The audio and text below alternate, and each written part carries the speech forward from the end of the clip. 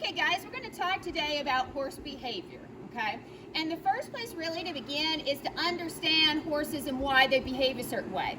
Keep in mind, despite their size, although this is a pony size, so, not quite as intimidating as a big, large giraffe, they are prey animals, meaning they are not on the topping pecking orders. And so their response is either fight or flight, and it's naturally because of their long legs and their speed. Their first instinct is flight, okay? So that's something to kind of keep in mind. So they're constantly detecting things, and as prey animals, they have to be more sensitive than we are as predators, okay? So they've got to really involve the environment and really sense their environment. So one of the things you'll see, so for example, we'll start with the ears, okay? So if you look at the ears, this ear can go forward, it can go back, it can go all around. So it can, it's got this telescope of this earring that they can hear all around. Unlike us where it's just forward, okay? So when I'm standing back here, if you'll notice, she's got her ears back, okay? And she's listening to me, trying to kind of figure out what's going on, okay? So she's paying attention to me. Now, of course, if it was flat back, that might be something like I'm angry with you, I'm irritated with you, that kind of thing. So those ears can also be a language, a form of communication. And right now, what she's saying, since it's not flat back, is that she's listening to me, okay? But they have really good hearing. A lot of times we get frustrated with horses because they respond to something that we don't hear. But they can hear a lot better because of those ears being able to move around, okay? Also, because it is so kind of scooped in, those sound waves can go in a lot better. So that's something too that we'll see versus kind of passing by us. So again, we joke students have selective hearing, maybe it's because of the shape of our ear, okay? The other thing, if you notice on their eyes, notice her eyes are set to the side, okay? So they have what we call both binocular vision, like us, where we use the two eyes to see, to create this whole image, but they also have monocular vision, where they can use one eye to read what's around you. So right now, she can only see me in this one eye, okay? But if she wanted a fuller view, she would turn, like this horse right here, she's turning towards me, even her ears are towards me, like, hey, what's going on? She could get a fuller view there. Honestly, depending on the conformation of the horse, and if they turn their head, like notice she's kind of turning around because she hears the goats in the background hollering, so she's paying attention to that. She can get as much as a 360-degree range of motion or a vision by moving her head, and if she has good eye placement here, okay? However, if she can't really move her head and it's kind of stuck like tied in front of here, right in front of her she has a blind spot, okay? So directly in front, unlike with our eyes so close together, we can see directly in front. She's got this opening here where she can't see directly in front, okay? The other area that's a big blind spot, now obviously underneath is a little harder and directly above, but they can get images of it. But the other spot that's a really bad spot is directly behind, okay? Because again, I can't even see her eyes. She can hear me, she can pick up one, but directly behind she can't see me.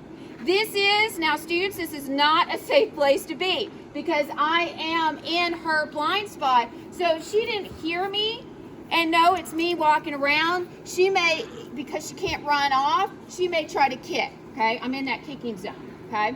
So when you're in, now right now she can see me on the side, I can work from the side, but if I wasn't, I would need to not only be talking nice and loud like I'm doing, but also touching. So that's another sense she's like, the feeling. So as I walk around her, I'll not only talk, but as I get into that blind spot, she'll feel me, okay? So that's extremely important for safety reasons, all right?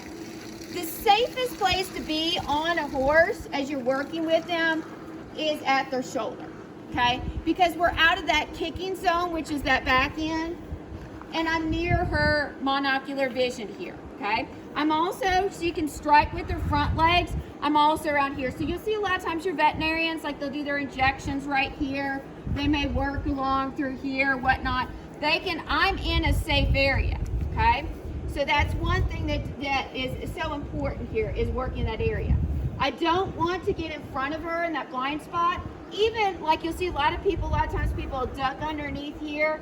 I'm in that, she could paw with that front leg, and then I'm trapped between here and here, okay?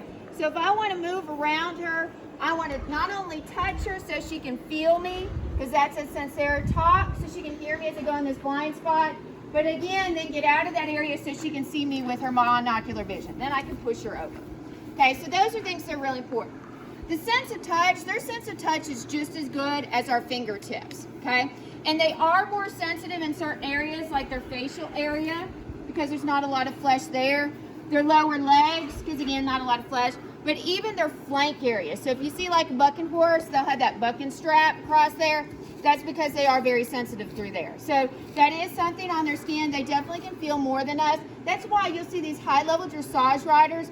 They'll be sitting and they may make a slight adjustment in their hip, and that horse will respond and do, you know, a piaffe or a passage, okay? That's because they are so sensitive. And some breeds, for example, like this is an Appaloosa breed, Arabian breeds, for example, will have thinner skin, so they will have their nerve endings will be a little closer. They'll be even more responsive, okay? Other senses then, again, their sense of smell. So as I come up, she's smelling me, all right? They smell to recognize different people. She's also smelling because she's looking for the other sense, which is that sense of taste. So if you know she's smelling here, she's like, ah. Horses like, so I've got some vanilla wafers. Horses like sweet and salty things. So again, she loves her vanilla wafers, sugar cubes. Sweet feed, one of the most popular feeds. The horses, you got really picky horses, they'll love the sweet feed. But again, that sense of taste. A lot of times if like you're sweating like I am right now, sometimes you'll even have horses start licking on you. So they do like that saltiness too, so you'll put like a salt block out or a mineral block, they'll sit there and lick on that. So those are a couple of the senses that they may have, okay? Now again, as I was mentioned before, and I'm gonna come over to Val, so same thing, she's looking at me like treat, treat, treat.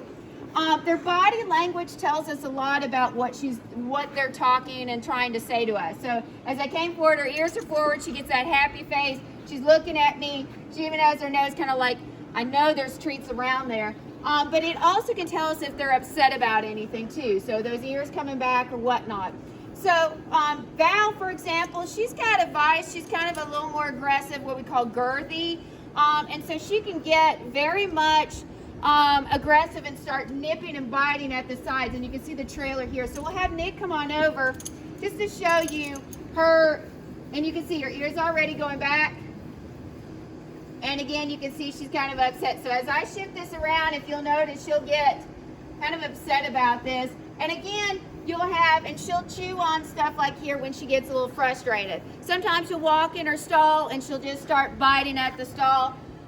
We've never done anything to her, that just naturally was in her. And again, you'll have horses that'll have vices, particularly what we call, and you can see that there, she's kind of nipping, what we call oral vices.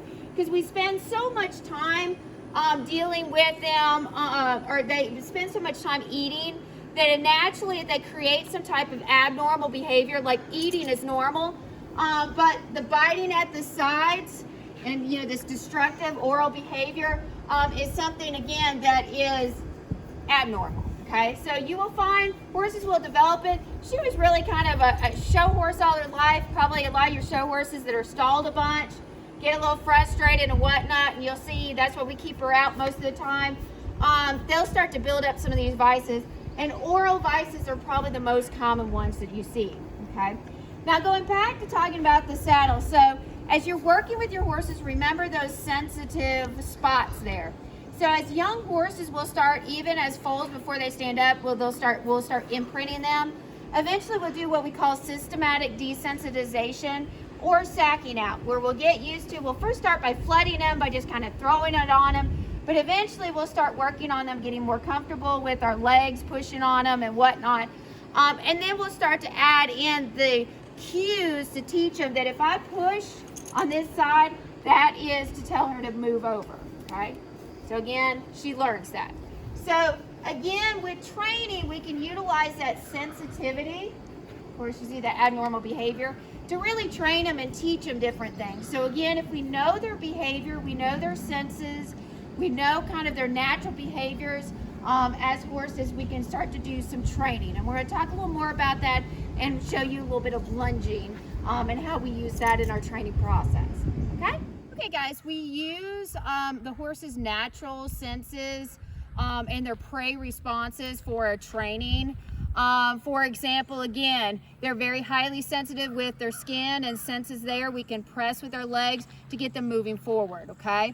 Because they're prey animals, they have that flight response. So you're going to see today what we're going to do is called lunging. So we're going to have, we've got a rope here. We got a whip. We're not going to be whipping them. You'll see that in a minute. But we're going to ask the horse to track in a circle, okay? Nicely in a circle, she'll be able to use her monocular vision to see as we stand in the middle. Lunging is ideal because we can not only school the horse, exercise them, condition, but we can also evaluate their gait too. And then when we start putting the saddle on them and doing the training, we can get them kind of comfortable with that equipment, okay?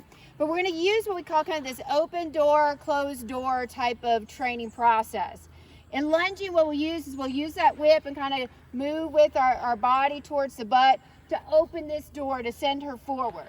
If we want to stop, we'll go more this direction. We'll relax with that whip. And again, we'll go ahead and stop, okay? And that'll get her to stop or slow down. The other thing we're going to use that, not only the vision, because she'll be able to use that monocular vision, we'll use our body positioning with that vision so she can see what doors are open, whether she needs to move forward or stop. And then finally, we'll use her hearing by saying, either clucking or kissing to her or say, whoa, for example, to make her stop, okay? So again, we'll verbalize to her to go ahead and do that. So I'm going to go ahead and let Nick go ahead and start the lunging process, as you will see.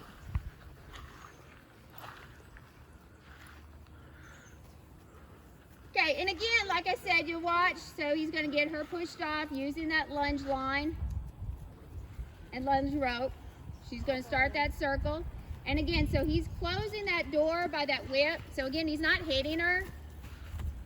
He's focused on the hind end and letting her freely move forward, okay? And again, she's just in her circle. He's giving her the space. She can see him. She can see that whip on their side using that monocular vision. Okay? And she knows she can freely move forward because we're pushing from the hind end but allowing her to move forward. Okay? Now, if we wanted to stop or slow her down, we'll step more towards her front end. Tell her walk or easy. We'll relax with that whip. And if we wanted to go ahead and move her back on, we'll step more towards her hip and tell her to trot, like cluck to her or kiss to her. Why don't we go kiss to her and ask her to lope? So there you can see. There you go. So again, you can see that there. Okay, now again, we want to bring her back down. We want to go ahead and close that front door. We'll step more toward her head. We'll relax the whip. We'll see vocally easy. And if we want to stop it completely, we'll step more towards her head and say, whoa. And really relax the whip on the ground and say, whoa. Whoa.